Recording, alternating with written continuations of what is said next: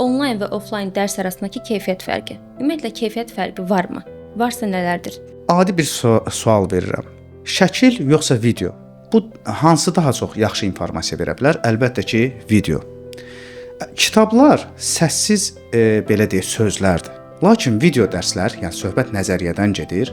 Video dərslər təbii ki, kitabdan daha üstündür. Bir də Aqil müəllimin danışığına əlavə eləmək istərdim ki, yəni fikirləri ilə razıyam. Sadəcə əlavə eləmək istərdim ki, müəllimin metodikası düzgündürsə, sistemli şəkildə tədris eləyirsə fənni, orada artıq offlayn və yaxud onlayn dərsin heç bir fərqi qalmır. Əsas məsələ dərsin keyfiyyətidir.